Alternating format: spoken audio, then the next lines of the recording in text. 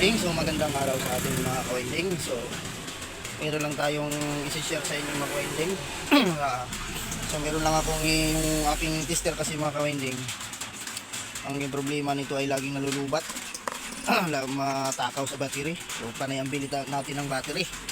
Lalo na pag lagi ang gamit. So kahit original pa yung battery binibili ko, talagang nalulubat. So ang gagawin ko dito mga ka-winding, so iparehas ko na lang ito sa digital ko. Kasi yung digital ko matagal talagang malubat yun. Kasi yun ay na-modified ko na. So itong mga ka-winding yung aking analog ay ito yung ating i-modified. So itong aking tester. So itong mga ka-winding ay binuksan ko na. So ayan. So ito yung kanyang lagayan ng battery. So bali dalawa to. So ito yung battery niya dati. Itong mga ka-winding ay may modified ko. Gawin ko lang itong rechargeable. Lagyan ko na lang ng to battery ng rechargeable. So ayan, so ito alisin ko itong mga ka-winding. So meron ako dito mga ka-winding, mga battery na itabi. So ito yung mga original mga ka-winding galing sa pinagtanggalan. So ayan battery na ito. Galing ito mga ka-winding sa vacuum. So ito mga ka-winding, yung battery na ito mga ka-winding na ito galing to sa vacuum na ang pinagtanggalan nito na vacuum na nasira yata nung pinalakan ng magbabubuti ay yung galing pang Australia itong kasi yung vacuum na yung mga ka-winding galing Australia ngayon. So bali ang laman ng battery noon ay 5. So itong tatlo hiningi ko yung tatlo kasi natapon lang naman niya. Tapos yung dalawa hiningi rin ng kaibigan ko.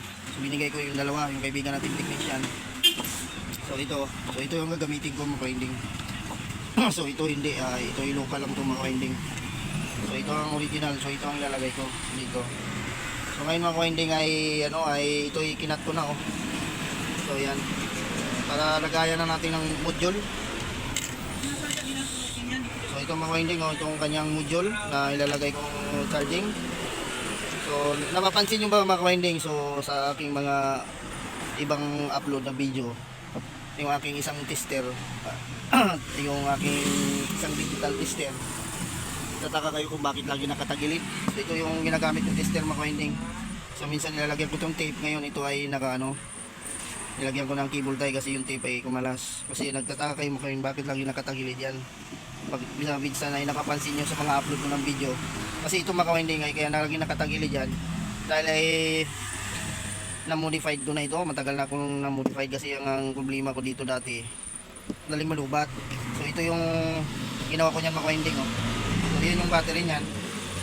So ito yung pinaka-charging module niya. Ayan, pinali ko lang yan.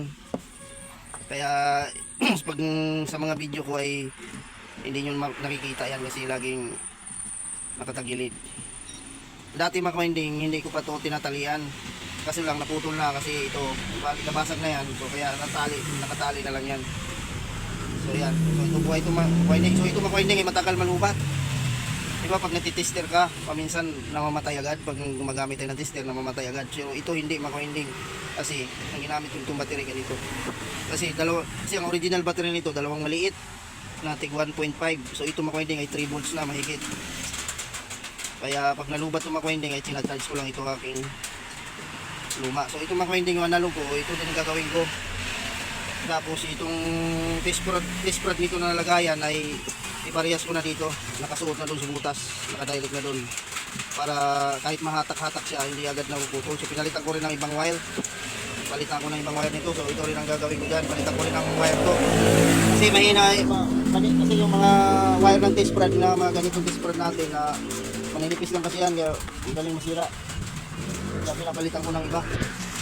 So yun mga ka-winding ay install ko lang ito. Tapos papakita ko sa inyo mga ka-winding kung paano ko ito i-install. Papakita ko sa inyo pag nalagyan na natin ng wiring nito ng ating module. So madali lang mag-wiring nito mga ka-winding pag ganito. Kasi meron kayong original na battery na gagamitin. So ito yung kanyang module, charging module natin mga ka-winding na ginagamit. So ito ginagamit ko madalas sa mga di-bluetooth. Ayan. So ngayon mga ka-winding ay install ko lang dito yan. Tapos itong ka-winding itatanggalin ko.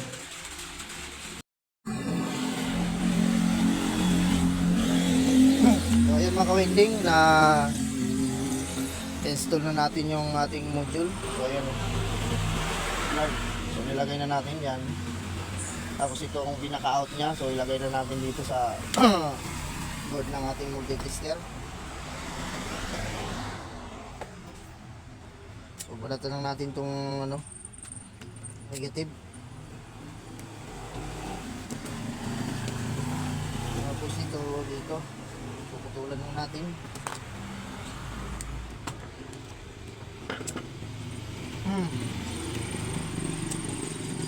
Yan.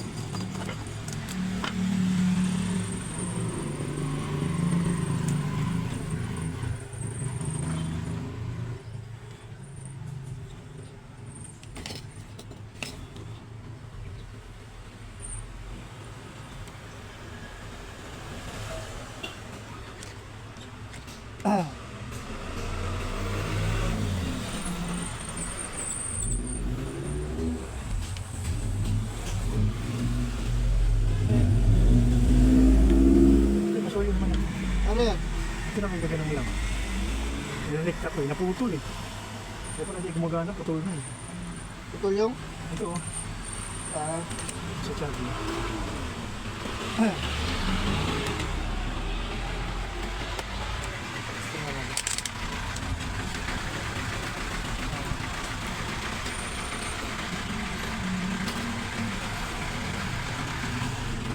Alin ang hinangin natin? Ito lang, dudugtong mo lang sa dyan.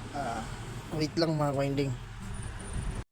Mga ka-winding, so itesting na natin itong mga ka-winding. So na-install na natin, so okay na. So nailagay na natin. So ngayon mga ka-winding ay i-charge na natin. So hindi tayo natuloy kanina at may customer na sumingit eh. So nasa na yung charger. So kuha lang tayo ng charger mga ka-winding. So saksak natin di. Ano ba yun?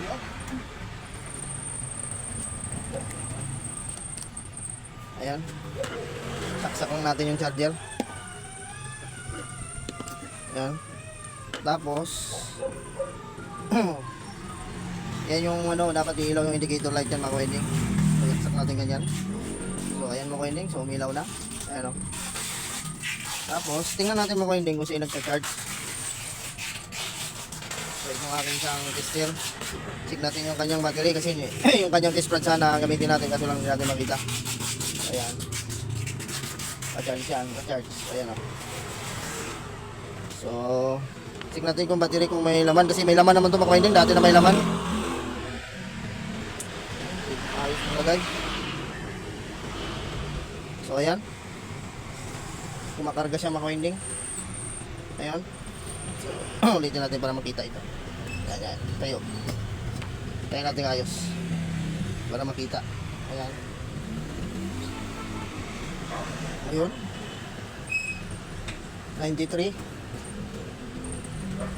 So ayan, okay na yan. Good na yan mga ka-winding. Yung ating analog tester. So okay na ito. So full charge naman itong mga ka-winding. So ngayon mga ka-winding ay itry natin itong tester naman ang titestingin natin. Try natin isaksak dito sa 220 kung good. So bunutin ko lang mga ka-winding at full charge pa naman to. Yung kanyang battery. So ayan. So isalpak lang natin. So ito yung ano, charging input. So ayan, sarado ko lang itong mga ka-winding. Tapos ititesting natin sa 220. Baka mamaya hindi siya kumana. Testing natin kung siya ba sasabog o puputok ay ano, gagana o hindi. Ayan. Lagyan ko lang ng tape itong mga ka-winding para kahit umulan na hindi sa matalsikan ng ano, para hindi mabasa. Ito takpan na natin to. Ayan. Kasi mga ganito mga ka-winding, pag mga ganitong mga modified, subok ko na ito, pati yung mga ginagamit ko sa yung clamp meter ko na plug, yung plug ko na tester, ayun ay naka-modify din mga ka-winding. Ayan. So fit lang natin. Ayan. Tapos tornilyo. Ayan.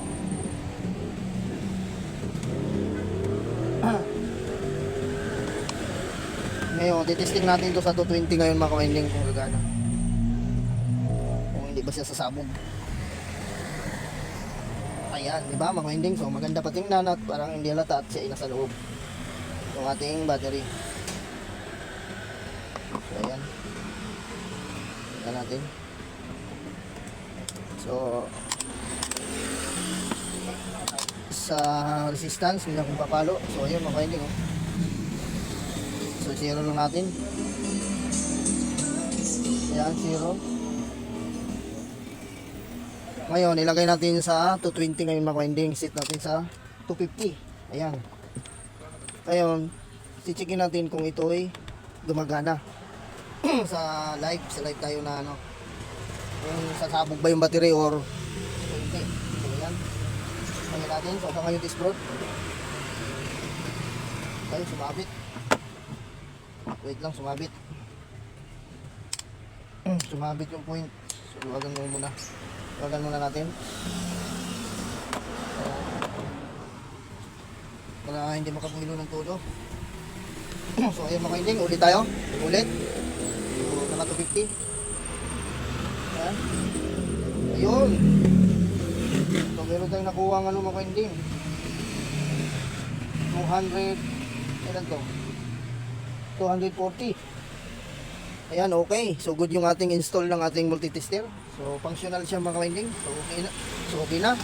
So dito lang ang charger ng input natin mga ka-winding oh. Ayan. So ayan mga ka-winding. So hanggang dito na lang. Kung bago po kayo sa aking channel, so please subscribe at click the notification bell. So itong aking ano mga ka-winding. So sa gusto lang mag-DIY at mag-modify yung kanilang multitester. So ayan mga ka-winding. So bye bye na po. God bless all sa atin.